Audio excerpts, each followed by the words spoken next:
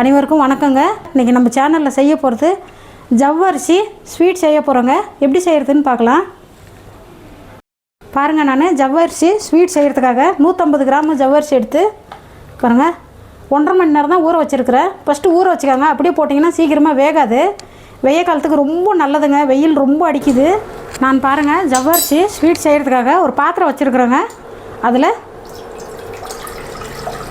1 litre அளவுக்கு தண்ணி சேர்த்துக்கலாங்க. போதுங்க. இப்போ இந்த தண்ணி கொதிக்கணும். தண்ணி கொச்சிருச்சுங்க. ஊற வச்சுருக்கிற ஜவ்வரிசி தண்ணியோடையே சேர்த்துக்கலாங்க. கொதிக்கிற தண்ணியில் ஜவ்வரிசி சேர்த்தாச்சுங்க. கொஞ்சமாக ஒரு 1/4 டீஸ்பூன் அளவுக்கு உப்பு சேர்த்துக்கலாம்.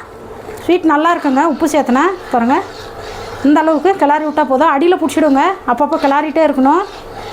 இது நல்லா ஒரு 8லேருந்து 9 நிமிஷம் வேக வச்சுக்கணுங்க. ஊற வைக்கலைன்னா ரொம்ப நேரம் ஆகும் இது வேகிறதுக்கு. வேகட்டோங்க. ஜவ்வரிசி பாருங்கள் இவ்வளோ வெந்திருக்குங்க.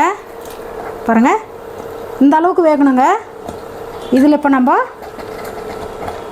வெல்லம் வந்துட்டு நான் க்ளீன் பண்ணி வச்சுருக்கிற வெல்லங்க அப்படியே சேர்த்துக்கலாம். மண் கல் எதுவும் இல்லை. இதில் சேர்த்துட்டு வெல்லம் கரையிற அளவுக்கு நல்லா கொதிக்க வச்சுக்கணுங்க.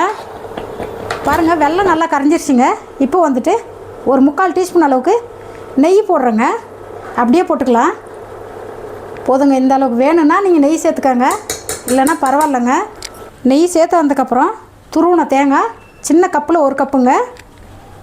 முந்திரி கொஞ்சமாக தேவையான அளவுக்கு, பாதாம் தேவையான அளவுக்குங்க சேர்த்துட்டு கொஞ்சம் நேரம் வேக வச்சா போதுங்க. வெயில் காலத்துக்கு அவ்வளோ நல்லதுங்க. உடம்புக்கு ரொம்ப தம்பு. ஜவ்வரிசி வந்துட்டு நீங்கள் செஞ்சு சாப்பிட்டு பாருங்கள். அவ்வளோ தம்பு கொடுக்குங்க. எவ்வளோ ஹீட் இருந்தாலும் அப்போவே போயிடும். டேஸ்ட்டு கூட அவ்வளோ நல்லா இருக்குங்க. எல்லாம் சேர்த்து நல்லா வேக வச்சாச்சுங்க. சுக்கு ஏலக்காய் தட்டி வச்சுருக்கேன். உங்களுக்கு ஏலக்காய் ஒன்றே வேணும்னாலும் சேர்த்துக்கோங்க. சுக்கு போட்டிங்கன்னா ரொம்ப நல்லதுங்க. உடம்புக்கு ஜீரணாகும். ஸ்மெல் கூட ரொம்ப நல்லாயிருக்கும். சேர்த்துட்டு கிளறிட்டு இறக்கிடலாங்க. போதும்.